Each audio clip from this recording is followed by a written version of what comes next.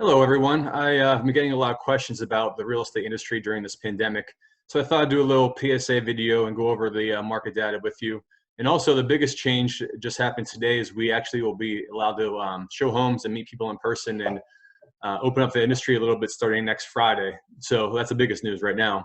But you can see the first question I usually get is the average sales price. What's the value? How's the market affecting the value of the homes?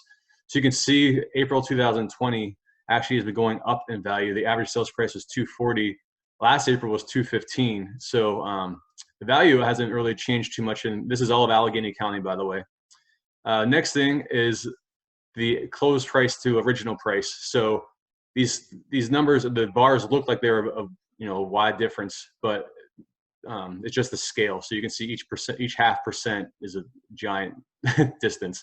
But again, the closed price to original price ratio is up. It's 97.2% right now.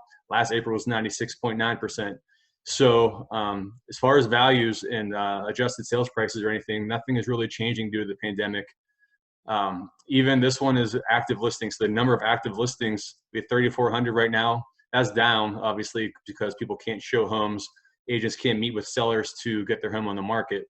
But the number of active listings is only down slightly. Now where things change a lot, as you'll see, is the number of new listings.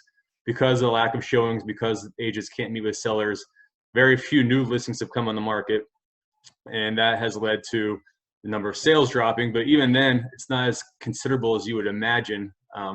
Last April was 1229. This April was 925. So it's down, obviously, but not dramatically. And then the next thing is we have days to sell.